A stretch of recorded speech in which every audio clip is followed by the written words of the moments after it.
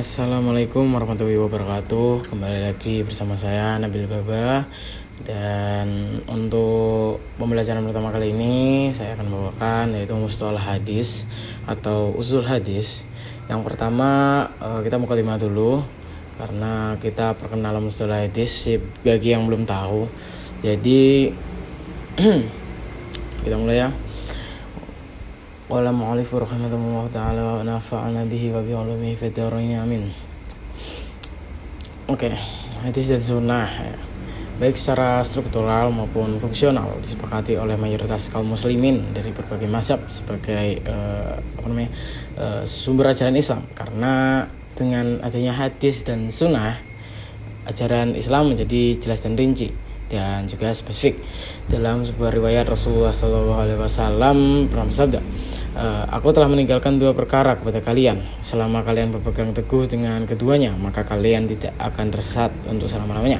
Dua perkara tersebut adalah Al-Quran dan Sunnah. Al-Quran dan Sunnah adalah dua sumber utama umat Islam. Untuk memahami keduanya diperlukan seperangkat ilmu yang harus dikuasai. Memahami Al-Quran membutuhkan ilmu-ilmu tentang Al-Quran, nasih mansuh, al-makhaz, mutlak, muqayyad, dan lain sebagainya. Demikian pula dengan memahami sunnah atau hadis. Diperlukan pengetahuan tentang ilmu-ilmu hadis seperti mustalah hadis, ilmu rijal hadis, yang satu lagi syarah hadis, dan banyak lagi.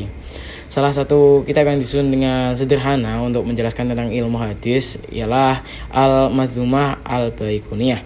Di dalamnya berisi syair yang terdiri dari 34 bait. Meskipun kitabnya kecil, namun hampir seluruh pembahasan mengenai ilmu hadis dibahas di dalamnya.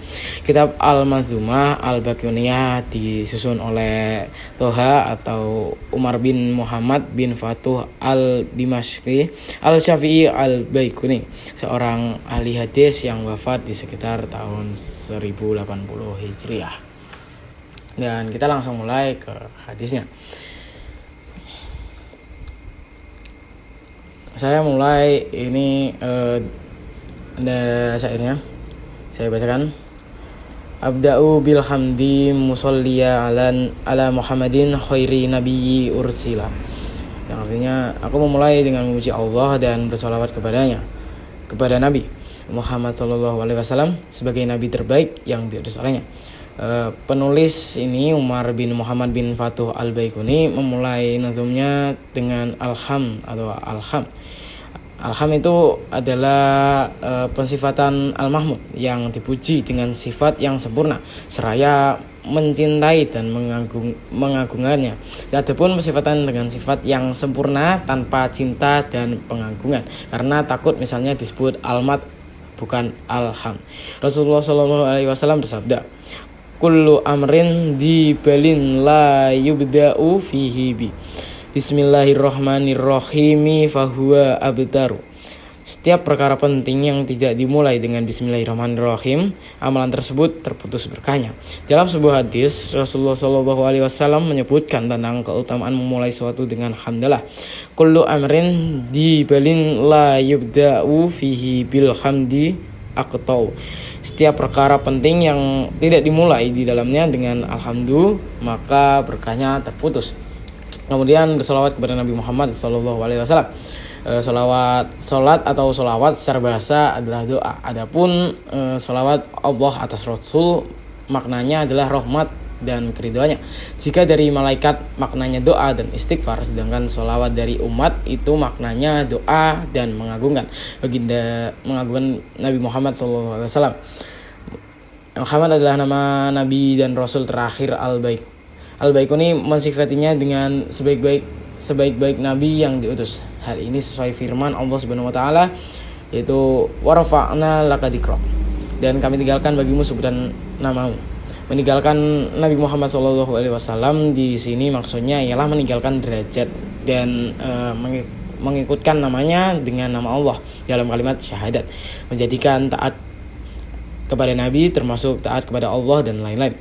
Syekh Muhammad bin Ali As-Suban menyimpulkan 10 istilah dasar keilmuan dalam bait syair, yaitu inna inna babdi ikul kulli fannin asyarah khaddu wal mawidu summa samarah wanisbatun wa fadluhu wa badi wal ismu istimbadu hukmu syar'i masailun wa ba'di bil ba'di ketafa wa man darol hamni khazas sarofa, yang artinya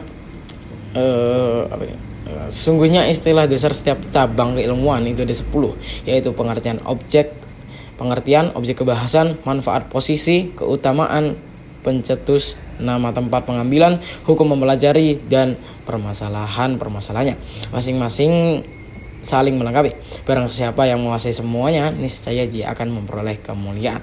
Di antara istilah-istilah tersebut adalah sebagai berikut. Yang pertama, ilmu dinamai ilmu mustalah hadis. Selain itu, sebagian ahli ada juga yang menamainya dengan ilmu riwayah wa akbar atau usul hadis, ya guys ya.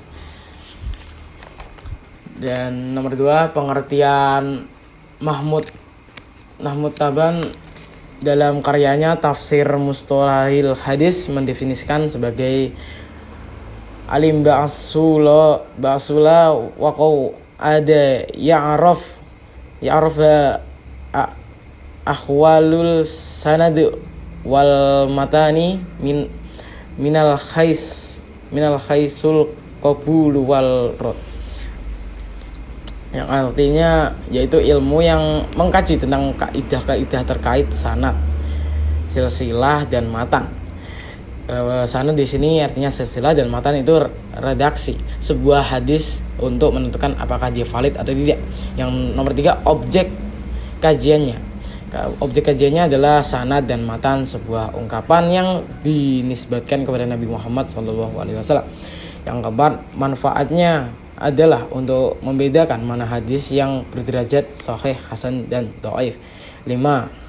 Hukum mempelajarinya adalah fardu kifayah. Namun jika tidak satu pun yang menguasainya, maka hukumnya menjadi fardu ain. 6. Pencetus pertama kali adalah Al-Qadhi Abu Muhammad Al-Hasan bin Abdurrahman Ar-Hurmuzi lewat karyanya Al-Muhaddis Al-Fasil Bainar Rawi wal Wa'i. Nomor 7, sumber pengambilannya adalah dari Al-Quran dan hadis-hadis sahih Nabi yang menjelaskan pentingnya mengonfirmasi sebuah informasi yang muncul dari siapapun. Nomor 8, keutamanya adalah ilmu ini mendekatkan seseorang kepada objek yang dikaji, yaitu Nabi Muhammad SAW, dan membuat pengkajiannya menjadi mulia serta dekat dengan Allah SWT. Nomor 9, ilmu ini mempunyai fungsi sebagai pembantu dalam memahami Al-Quran dan ilmu-ilmu keislaman secara umum. Nomor 10, subkajiannya antara lain pengertian hadis, pembagiannya berdasarkan kualitas dan kuantitas sanadnya, metode penyampaiannya hadis, kaidah jarah wa ta'dil, dan lain sebagainya. Dan istilah di antara pembagian macam-macam hadis yang ada 34 macam, setiap bagian datang dalam nazom beserta definisinya. Penulis menyebutkan bahwa nazom ini mencakup beberapa macam istilah hadis beserta definisinya. Macam-macam istilah hadis menjadi 3, yaitu hadis yang hanya berfungsi dengan matan seperti marfu', dan nomor 2, hadis yang hanya berhubungan dengan sanad seperti Ali dan Nazil, dan yang terakhir hadis yang berhubungan dengan keduanya seperti sahih dan hasan. Hadis adalah segala sesuatu yang disandarkan kepada Nabi Muhammad SAW, baik berupa perkataan, perbuatan, penetapan, sifat yang melekat kepadanya, baik berupa fisik maupun akhlaknya. Selain istilah hadis, ada istilah khobar dan asar, atau khobar lebih umum dari hadis karena khobar mencakup yang disandarkan kepada Nabi atau yang lainnya dari kalangan para sahabat dan tabi'in, sementara asar hanya untuk yang disandarkan kepada sahabat dan tabi'in, baik perbuatan maupun perkataan. Sanad ialah silsilah para perawi yang bersambung menyampaikan matan hadis. Sedangkan yang dinamakan matan adalah suatu kalam yang menjadi tempat berakhirnya sanad atau nas hadis itu sendiri. Nama lain sanad ialah isnad. Tidak ada satupun umat terdahulu yang memiliki isnad selain Islam. Ini anugerah terbesar umat Islam. Andai tanpa sanad, semua orang bebas berbicara tanpa bisa diketahui keabsahan nukilan. Apa benar dari pengucapannya? Untuk itu Ibnul Mubarak berkata, al-isnadu minad dini walaulal isnadu laqala man sa'a ma sa'a. Isnad bagian agama. Andai tanpa isnad, tentu setiap orang berbicara sesuai kehendaknya. Jadi mungkin segitu dulu, saya udah menginformasikan semuanya, dan kita lanjut di episode kedua. Di episode kedua kita melanjutkan hadis-hadis sahih, yaitu mulai dari hadis sahih, hadis dhaif, dan hadis ya tunggulah. Pokoknya sekian dari saya, semoga bermanfaat. Terima kasih. Wassalamualaikum warahmatullahi wabarakatuh.